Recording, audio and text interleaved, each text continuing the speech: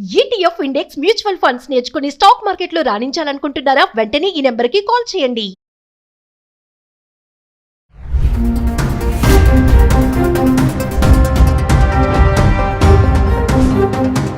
నమస్కారం. ఇప్పుడు గత జనవరి నుంచి అమెరికాలో కొత్త గవర్నమెంట్ వచ్చింది. American politics, American government, American governance అన్నీ కూడా ఒక కొత్త డైరెక్షన్లో వెళ్తున్నాయి. ఇంతకుముందు ఎన్నడూ కని విని ఎరుగని విషయాలు ఇక్కడ జరుగుతున్నాయి.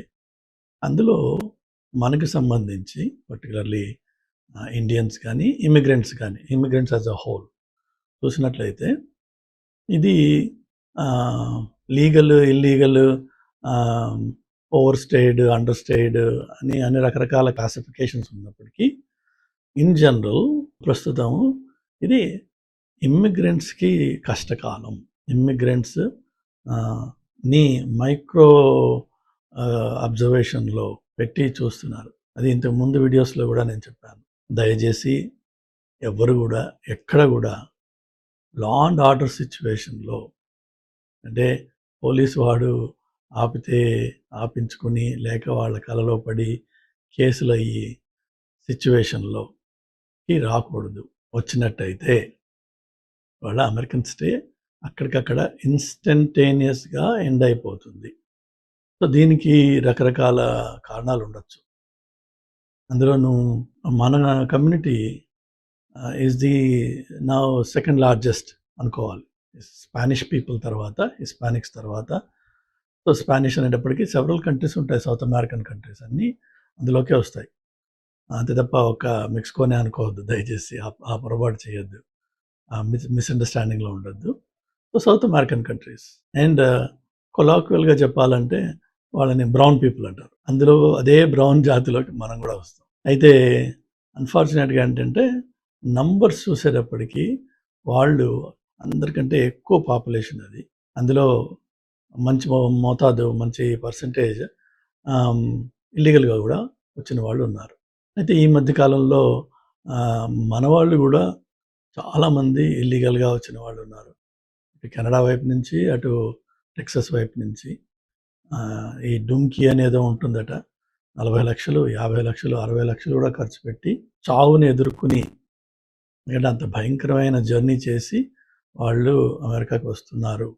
ఈ డాక్యుమెంటరీస్ యూట్యూబ్లో ఉన్నాయి, చూడొచ్చు మనం చాలా. సో నంబర్స్ మనకు కూడా పెరుగుతున్నాయి. కాబట్టి మనం కూడా very soon will be under microscope. ఒకటి ఇల్లీగల్ ఇమిగ్రేషన్ గురించి.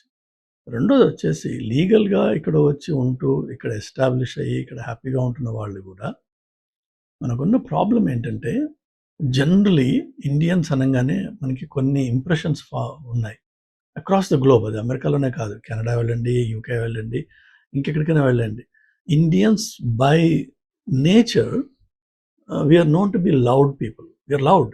మనకి సభ్యత, డీసెన్సీ అని అంటారు ఇటు వెస్ట్రన్ వరల్డ్. 10 మందిలో ఉన్నప్పుడు తక్కువగా మాట్లాడడం, క్వైట్గా ఉండడం, అసలు మాట్లాడకపోవడం, అలానే ఈ ఫోన్లలో స్పీకర్లు పెట్టి మాట్లాడడం, లౌడ్ నాయిస్ చేయడము, ఇలాంటి పనులు జనరల్గా వెస్ట్రన్ కంట్రీస్లో ఉండవు. It's a very quiet place. ఇప్పుడు నేను నా ఇంట్లో కూర్చొని మాట్లాడుతున్నాను, మీకు వెనకేమి హాంకింగ్లు, కుక్కల మొరడాలు, వేరే సౌండ్స్ వినిపించవు. బట్ మన వాళ్ళు ఉన్న ఏరియాస్లో మన వాళ్ళు సరదాగా రోడ్డు మీద తిరుగుతున్నారు అనుకోండి, మనం ఎప్పుడు ఒకళ్ళిద్దరు వెళ్ళాం, మనం గుంపులుగా వెళ్తూ ఉంటాం. ఒక పాత్ నడుస్తున్నప్పుడు ఫుట్ పాత్ మీద literally we occupy the whole place.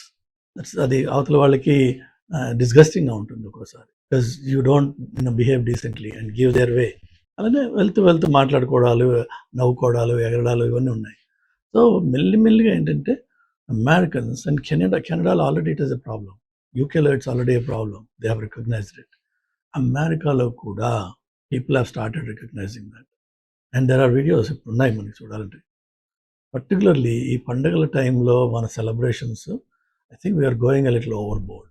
ఈ డల్లాస్పురం అని చెప్పి డాలస్ని, అలానే ఇటు ఎడిసన్లో న్యూజెర్సీ, ఇలా కొన్ని ప్లేసెస్లో ఎక్కడైతే ఇండియన్ పాపులేషన్ కొంచెం ఎక్స్ట్రా ఎక్కువగా ఉన్నారో, కాన్సన్ట్రేషన్ ఎక్కువ ఉందో, ఆ ఏరియాస్లో మనము we start showing of.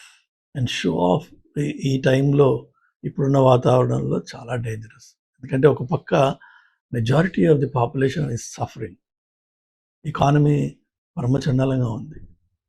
Food scarcity మొదలవుతోంది. వాల్మార్ట్స్ క్లోజ్ చేసేస్తున్నారు చాలా చోట్ల. So poor people are really struggling. అదే పావర్టీ బాగా ఉన్న టెక్సస్ లాంటి ప్లేస్లో కొన్ని మన Indian communities are blowing money like it is now is business. So ఆటోమేటిక్గా ఏంటంటే we attract that attention. Either వీళ్ళు బాగా ఉన్నారని చెప్పో ఈర్ష్య అయి ఉండొచ్చు, లేక వీళ్ళకి మినిమం బిహేవియర్ రావట్లేదు అని ఉండొచ్చు, లేక వీళ్ళు అమెరికాని ఇండియాగా మార్చేస్తున్నారు అని చెప్పేసి రకరకాల కారణాలతోటి మనం అంటే ద్వేషం పెరిగే అవకాశం బాగా ఉంది.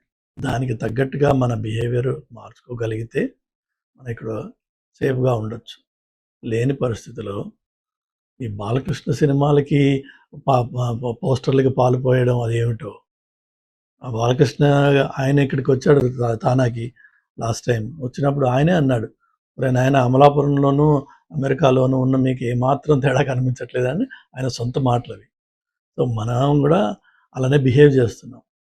This is going to cause huge problems. అది పోలీస్ దాకా వెళ్ళాల్సిన అవసరం లేదు. ఇది ఓపెన్ క్యారీ కంట్రీ. ఇది ఎవడు ఎప్పుడు ఎక్కడ ఏం పిచ్చి వస్తుందో మనకి తెలియదు. సో దయచేసి Indian friends, try to wake up. You're in America and you have to take your behavior, you have to check that and get it under control. ఎవరైతే ఇక్కడ 10-30 ఏళ్ళ నుంచి ఉన్నారో వాళ్ళ బిహేవియర్, వాళ్ళు ఉండే పద్ధతి అది చూడండి. మీరు చేసే పనులు ఏంటి మీరు చూసుకోండి. This is going to lead to some really serious problems. This is my caution. దయచేసి జాగ్రత్తగా ఉండండి. దయచేసి మీ బిహేవియర్ని కొంచెం కంట్రోల్ చేసుకోండి. అవతల వాళ్ళు అవకాశం కోసం చూస్తున్నారు. ఏ చిన్న తప్పు చేసినా రాత్రికి రాత్రి పంపించేస్తారు. ఇంత కష్టపడి ఇక్కడికి వచ్చి ఇక్కడ ఏదో కెరీర్ సెటిల్ చేసుకుందాం అని చెప్పి, గ్రో అవుదామని, ఫైనాన్షియల్గా కెరీర్ వైజ్ బాగుపడదామని చెప్పి వచ్చిన వాళ్ళు ఈ చౌకబారు పనులు చేసి, చిల్లర పనులు చేసి కష్టాల్లోకి వచ్చి అన్నెసెసరీగా రాత్రి జైల్లో పెట్టి రిటర్న్ పంపించేస్తారు. There is no recourse. మీకు లీగల్గా రీకోర్స్ లేదు. మీకు legal standing is gone. It's going to really cause problems. Please be careful.